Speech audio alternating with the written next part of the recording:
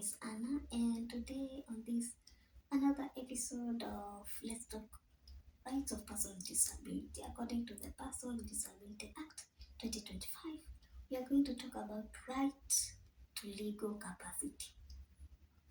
According to the Person with Disability Act 2025, Section 7,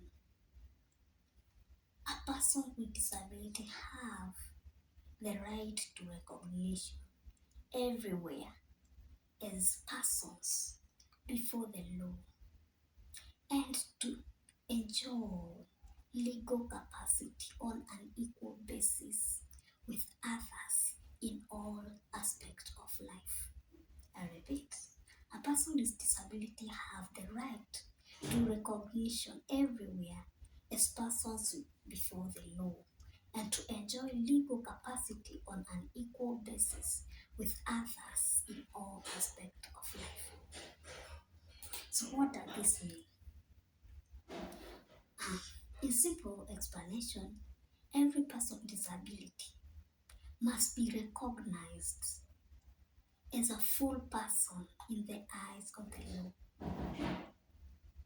Having a disability does not take away your right to make decisions about your own life.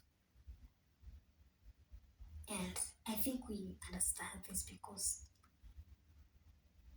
many times, almost every time, people make decisions for us without even thinking about how they implicate us. And according to this act,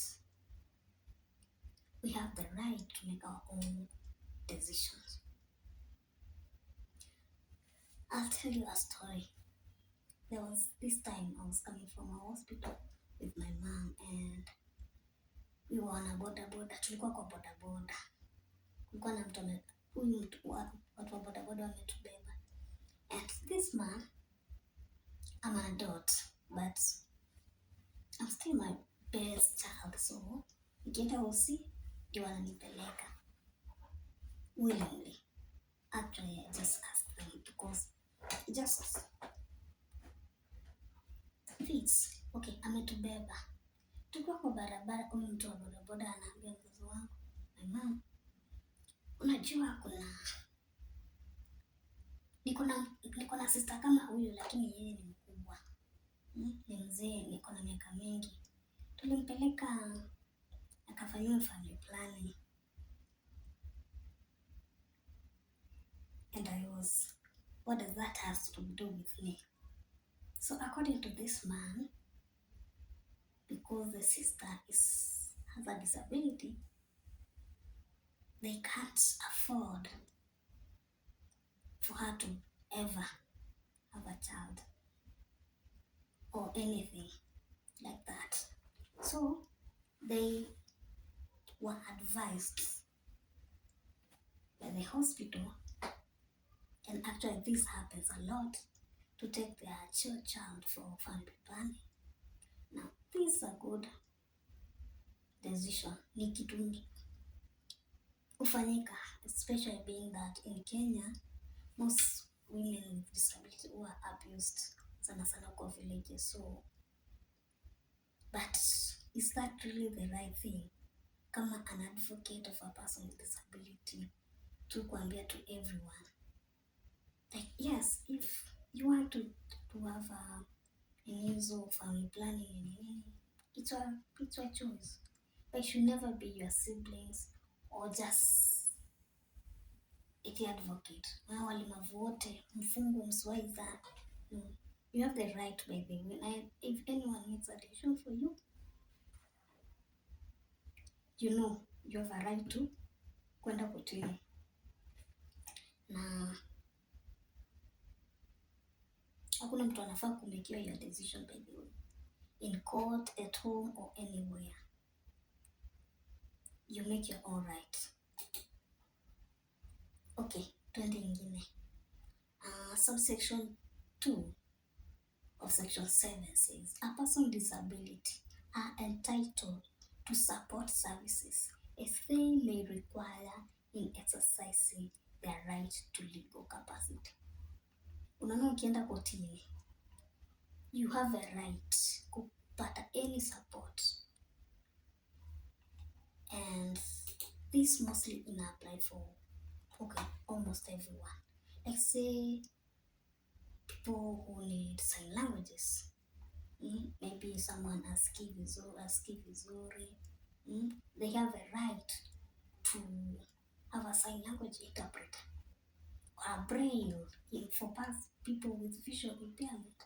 And I know this sana ina affect maybe visual impaired. Umesomewa ujue what imeandikwa and you're supposed to sign that. What I don't know how to sign. Juu umesomewa maybe hiyo kitu unless italetwa in a soft copy isoma na machine, but when hard copy applies, I think here is where most VIPs utolewa. An easy to read document. We know most people, disabled or not, hawezi, yes watasoma but kuelewa itakuwa ngumu. So for a person with disability, you have the right to an easy to read document. Kama ni language yako, you have even a right to an interpreter to your own kwa language yako. Na after all umesha toa hizo interpretation, the goal is to make the person with disability make their own decision, not to replace them. Si ati huyu haelewi, acha tumsomee alafu tumwekee decision. No. You have your own right to receive interpretations, whether it's your VIP, whether you are deaf, whether you have trouble reading, whether you understand English, unafaa kupata hiyo translations or whatever assistance or services you need. Na at the end ni wewe utakuta make your own decision, whether in court or any other decision making. Tumeelewa? So we go to the third one and the last, subsection 3 of right to legal capacity. Every person with disability has a right to own and inherit property, to control their own financial affairs, and to have success. And to have access to savings and loan facility, mortgages, and other forms of financial credit on an equal basis with others. Nirudie. Every person with disability has a right to own and inherit property, to control their own financial affairs, and to have access to savings and loans facilities, mortgages, and other forms of financial credit on an equal basis with others. So, what does this mean? In simple terms, it means people with disability have the same financial right as everyone else. This means you have the right to inherit your family property. You have the right to own a land, a house, manage your own money, open and operate a bank account, apply for loans, get mortgages, save money, access financial services without discrimination.